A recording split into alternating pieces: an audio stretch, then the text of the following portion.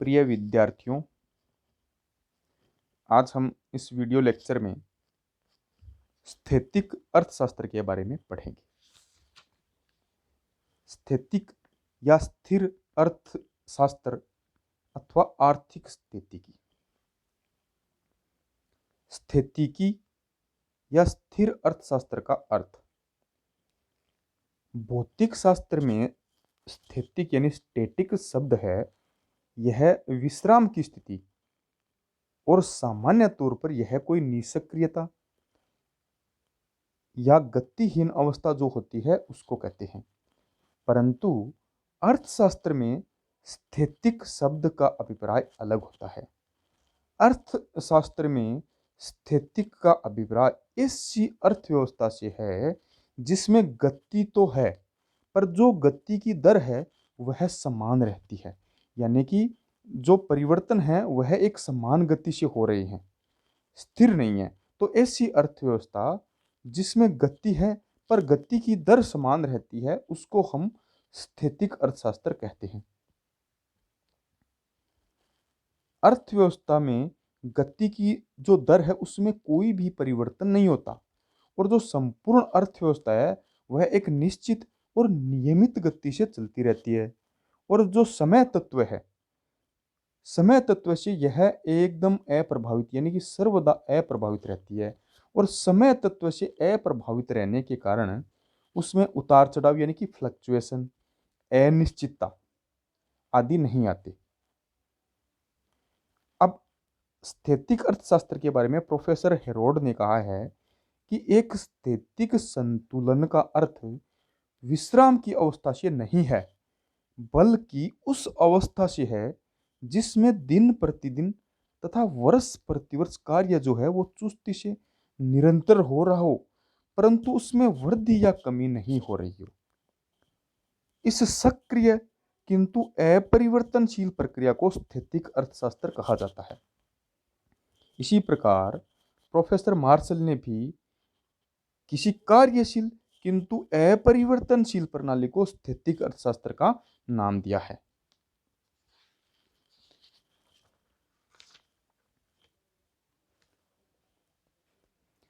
Professor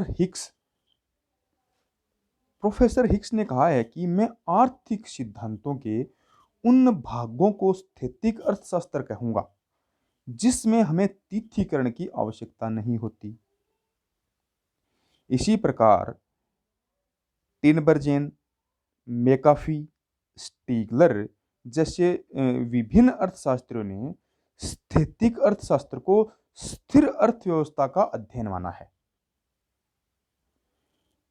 तो उनके अनुसार यह स्थिर संतुलन का अध्ययन करता है।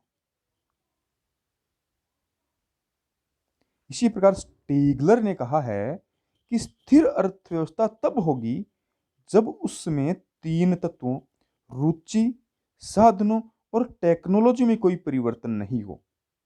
तो इस प्रकार विभिन्न जो अर्थशास्त्री हैं उन्होंने अपने अपने तरीकों से स्थैतिक अर्थशास्त्र को परिभाषित किया है। मार्शल ने कहा है कि सक्रिय किंतु अपरिवर्तनशील प्रक्रिया को स्थैतिक अर्थशास्त्र कहा जाता है। इसी प्रकार प्रोफेसर जे.एम. किन्स ने कहा है कि स्थिर अर्थशास्त्र का अभिप्राय उस अवस्था से लगाया जाता है जिसमें उत्पादन, उपभोग, वितरण एवं विनिमय को निर्धारित करने वाली सामान्य जो दशाएं हैं उनमें कोई परिवर्तन नहीं होता। आर्थिक एवं सामाजिक दशाएं प्राय स्थिर रहती है, उसको हम स्थैतिक अर्थशास्त्र कहते हैं। तो इन सभी जो अर्थशास्त्र की जो परिभाषाएं दी है इनके विश्लेषण से हम एक ऐसी परिभाषा पर पहुंचे हैं कि स्थैतिक अर्थशास्त्र है उसका अभिप्राय उस अर्थव्यवस्था से लगाया जाता है जिसमें आर्थिक क्रियाएं सदैव समान गति से नियमित एवं शांतिपूर्ण ढंग से चलती रहने के बावजूद भी संतुलन की जो स्थिति है वह यथावत बनी रहती है। तो सामान्य शब्दों में हम यह कहें तो स्थैतिक अर्थशास्त्र है वह उस अर्थशास्त्र को कहा जाता है जिसमें जितनी भी आर्थिक क्रियाएं हैं जैसे उपभोग, उत्पादन, विनिमय एवं वितरण है, यह वर्ष पर्यंत समान गति से और नियमित चलते रहते हैं। और इसके बावजूद भी जो संतुलन की स्थिति है वह यथावत बनी रहती है, उसमें किसी भी प्रकार का परिवर्तन नहीं होता और वह समय तत्व से सर्वदा अप्रभावित रहती है। उसको हम स्थैतिक या स्थिर अर्थशास्त्र कहते हैं। तो उपर्युक्त परिभाषाओं के अध्ययन के बाद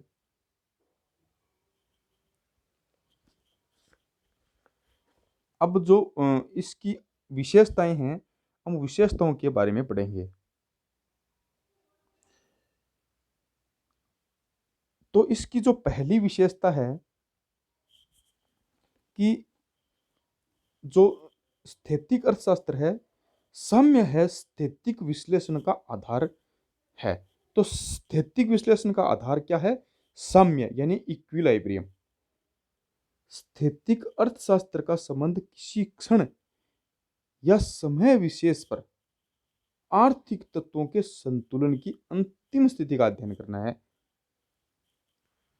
यानी कि कहने का तात्पर्य यह है कि स्थैतिक अर्थशास्त्र जो है उसका संबंध किसी विशेष समय पर या किसी समय विशेष पर, या यूं कहें तो किसी समय बिंदु पर आर्थिक तत्वों के संतुलन की, जो आर्थिक तत्व हैं उनके संतुलन की अंतिम स्थिति का अध्ययन करना है।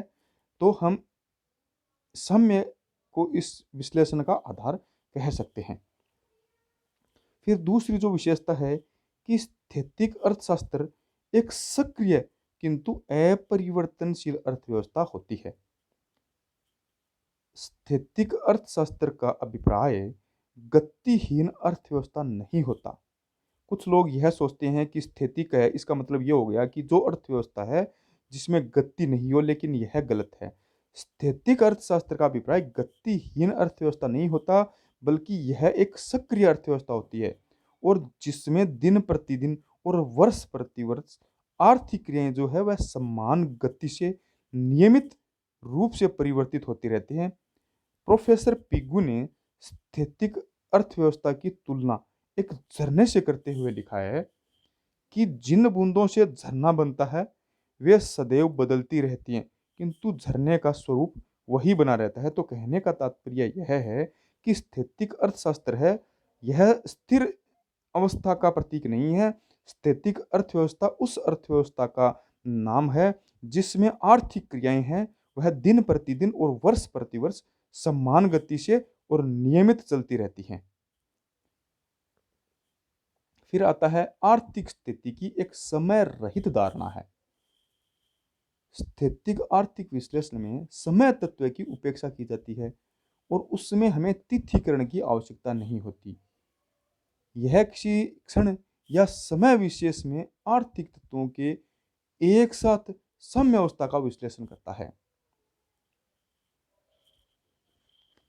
प्रोफेसर हिक्स ने कहा है कि आर्थिक स्थिति की है उसमें तिथिकरण है उसकी आवश्यकता नहीं होती। चौथी है स्थितिकी का जो संबंध है वह संतुलन की अंतिम स्थिति से है, न कि परिवर्तन की प्रक्रिया से। तो कहने का तात्पर्य यह हो गया कि जो स्थैतिक अर्थशास्त्र है उसका संबंध संतुलन की अंतिम स्थिति से है। उस संतुलन तक पहुंचने की जो प्रक्रिया है उससे इसका कोई लेना देना नहीं है। तो स्थितिकी का संबंध अंतिम संतुलन अवस्था से लगाया जाता है। स्थैतिक अर्थशास्त्र अथवा स्थैतिक विश्लेषण के रूप या प्रकार। स्थैतिक विश्लेषण के चार रूप होते हैं। पहला होता है व्यष्टि स्थितिकी यानी कि माइक्रोस्टैटिक। दूसरा होता है व्यष्टि तुलनात्मक स्थितिकी, माइक्रो कंपेरेटिव स्टैटिक। तीसरा है समष्टि स्थितिकी, मैक्रोस्टैटिक। और चौथा है समष्टि तुलनात्मक स्थितिकी यानी कि मैक्रो कंपेरेटिव स्टैटिक। इनके बारे में हम अगले लेक्चर में पढ़ेंगे। थैंक्स।